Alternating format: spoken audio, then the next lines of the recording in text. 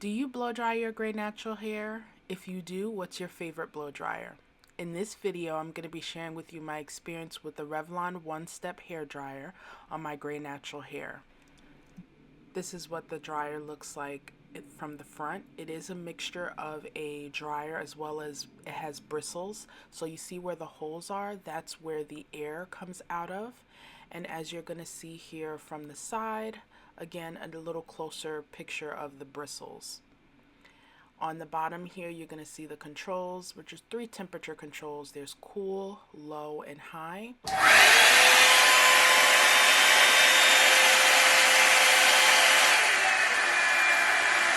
To blow dry my hair, instead of using my favorite kinky curly leave-in, I use the melanin softening leave-in conditioner. Because of having short hair, I rarely use clips and I mostly use my hands to separate my hair whenever I'm styling it. Now, if you have longer hair, I would suggest definitely having some clips to be able to help you to separate your hair. When you use heat on your hair, do you use a heat protectant? I found this one on Amazon from HSI Professionals, and as you can see, it is a liquid thermal protectant, and I like that. That helps it to not weigh your hair down so much, so I made sure to saturate my gray hair with as much heat protectant as possible. I haven't really straightened my hair or used heat on it in a long time, so I wanted to make sure I had less likely to damage my hair by using heat. Again, like I said, because my hair is short, I don't really use clips, even though it really would have been helpful. So I'm just taking a small section of hair and I'm going to make sure that I saturate that thermal protectant in there. I put it in half. Like I said, I made sure it was a short piece. I was nervous. So my first mistake was not making sure that my hair was fully detangled before I used this, because like I said, it does have bristles. And so what I started to see that I needed to do also is I think I'll let my hair air dry a little bit, not completely. But I noticed that if I just let the air, I think I put it on low or high, to just let it dry a little bit, and then I use the tension method to kind of like stretch it from the top and middle, and then I went on low so that I could get to the ends. But as you can see, my hair is very, very coily. So it wasn't too bad once it did start to go through, but I noticed from my hair, because it is so coily, my hair didn't come out as smooth as I would have liked with this dryer. And you notice I'm doing quite a bit of passes on here, and I don't know if you see that scraggly piece, that one strand that's coming out there. So I tried to use this also as an opportunity to do a bit of a trim, like a really small trim. It's hard to trim your own hair, and especially if it's coily. I thought I would stretch my hair this way so that I could get a better trim, but I noticed that it wasn't able to give me as much of a stretch as I thought it would be able to. So I did do a little twist to be able to maintain that stretch that I just got with the blow dryer. And I decided, you know what? Honestly, from this first twist, I was like, I don't think this is going to work. But I said, you know what? Let me try another section, see what happens.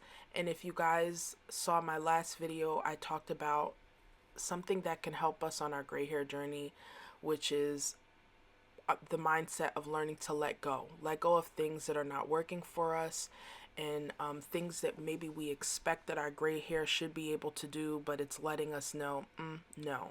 And so I can see already from looking at this video, the second mistake I made for this second piece is I didn't make it small enough. It was too big, so then I took a little smaller of a piece, but I noticed the bristles were either too far apart or it just wasn't helping with my ends.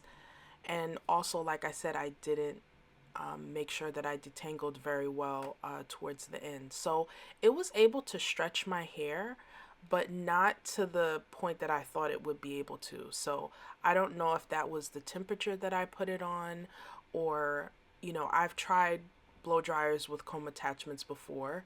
Um, but definitely once I did this second piece, I was like, yeah, I am not doing this. Another thing that I struggle with, right? As you can see, I'm sweating. So my hair is wet from it being washed, as well as I'm sweating. So again, using this blow dryer, it did stretch my hair, but it was not what I thought it was going to be. And so I said, you know what? Again, when you see that your hair is telling you something different than what you want, you get so much more peace when you stop fighting and you just start going with what it's telling you. So it was at this point that I said, yeah, no, not going to do this for the other side. I decided to use the Camille Rose Curl Maker on Jackie's Don't Shrink Gel and do my tried and true wash and go. I have learned many times with my hair that when, as they say, you don't beat them, you join them, and allow my hair to do what it loves to do best, which is coil up, I have much better results than when I try to straighten it. Now, if you keep watching, you are going to see another time that I straightened my hair and I was able to make it work a little bit better than this particular time.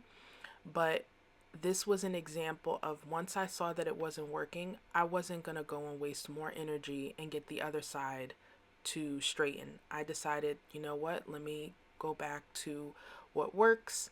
And I love the results that came out.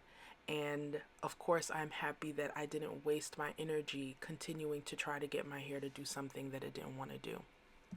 Now you're going to see a twist out on stretched hair. I used the Lotta Body wrap foam mousse to be able to give me some definition with this style. So I'm going to be letting you guys know in the future what I use to straighten my hair. I'm not sure if you see the difference in the amount of stretch I was able to achieve compared to using the Revlon One Step Dryer. However, I noticed with my hair being tapered like this, it is a little bit harder to get certain styles because my sides as well as the back that's really short, it's hard to get them to straighten unless you're using a blow dryer with a comb attachment. Um, but I decided, you know what? Let me try a twist out on my hair while it's stretched because I notice when I do twists, I also use the Obaya Naturals custard for my ends to get those to curl up on their own, just a little bit on the bottom. So when I do twists on wet hair, I get way more shrinkage than obviously when I do it on stretched hair. And I noticed that like I said, because my hair is so coily, it just loves to, take that definition and stay there and not give me as much stretch. So you guys are going to see this really quick process here of me twisting my hair. Another reason why I'm so happy I have short hair as well as not coloring my hair anymore. If you don't know, I deal with some chronic health conditions, and just this little bit of twist that you're going to see that I did here, I think I did maybe 20 twists all around. You're going to see that, or well, you didn't see how much my arms hurt afterwards when I was finished with this style. So I just love, as you saw in the previous part of this video, I just do my wash and go and it lasts me for at least 2 weeks. Whereas doing something like this is different. It does give me some stretch, but it doesn't have the longevity as far as, me having to restyle or, redo my hair. And let me know if this is the same for you. I noticed that even though when I straightened my hair this time around, that it had some nice length to it, my hair felt a whole lot drier than when my hair is in a wash and go. There are some of you who don't do wash and goes. You do, strictly twist outs. But for those of you who are struggling with the dryness, do you have dryness when you have a wash and go, or with a twist out? I'd love to know like when your hair feels the driest. because for me personally, it feels the driest when it's stretched out like this. I'm able to put something in it to give it some moisture, but it does not feel moisturized for that long. Look at that white streak and how much it's grown. The mousse was great because it was lightweight. When you have your hair straight like this too, you want to be careful with how much water-based products that you put in your hair, because obviously your hair will revert and shrink some more. I'm just showing you this first twist here, and then you guys are going to see here that I am unraveling the twist. Now this is what happens. Again, I found that my hair was able to keep that really nice definition, but look at the webbing that happened in the roots. So I had like, that's a good definition right there, but as I start to separate it more, it gets frizzier and frizzier. So that's another thing with my gray natural hair. I notice whenever I want to straighten it, I will see a lot of the complaints that you guys talk about when it comes to frizziness and, you know, your gray hair having a mind of its own. And I just kind of sped up. You're seeing the last two pieces that I put out there, and I decided, you know what, I'm going to keep my bang nice and defined like this, but the rest going back to a wash and go. Now this is also something interesting. I'm using the Obaya Naturals custard, which is different than a gel. It's like, it's a little bit heavier than a gel, and it has a little bit of cream in it as well. So I put some water to help give my hair the stretch that it needs, and then I put the custard on top of it so that I can have some kind of curl definition. And usually even when I had, before my hair went gray and I had a failed style, my go-to for that would be a puff and like a bang situation. So that's what I figured I would do. So I know that me putting the water in the Flairosol is definitely going to give me a little bit of shrinkage, but I got this cute headband. It's like silky, which helps to not like break my edges. I think I got it at my beauty supply store. But you see my hair has some nice volume to it, it having been stretched. The only thing is it doesn't have definition, and I love definition. So I just wet it a little bit, and then I put like a palm size amount of custard in my hair and just kind of put it through so that it could do a little bit of, you know, defining in there. And then with the with my fingers, you know, just put that out there, give it a little shake to separate the coils a little bit. And then as you can see in the front, I'm just going to keep, you know, I did like 4 little twists and just keep it that way. So with my hair straightened this way, I was able to still kind of salvage the hairstyle.